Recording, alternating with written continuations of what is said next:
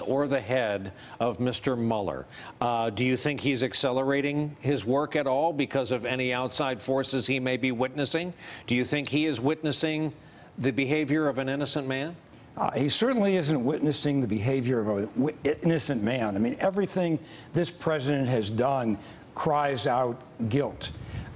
I don't think he's doing anything more than he's been doing all along. Slow and steady wins Slow the race. and steady wins the race. He's investigating.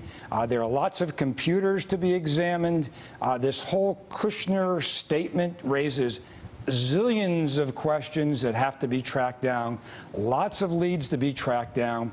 I mean, I think you have to put this in context. This is no different than what happened in Watergate.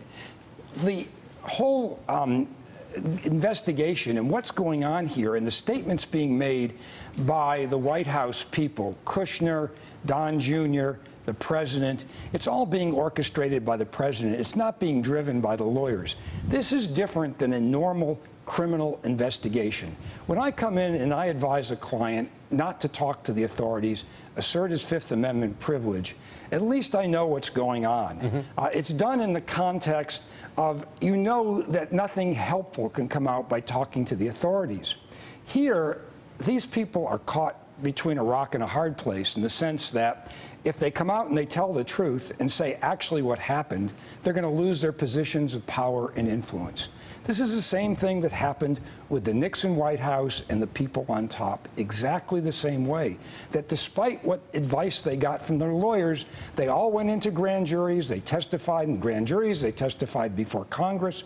And if you look at the statements that Kushner made and the statement that Don Jr. made, what you can see is a very clever setup whereby Don Jr. is taking the fall. He had no choice because he was the one that was on these emails. He loved it when he heard about all of this information coming in on Hillary Clinton.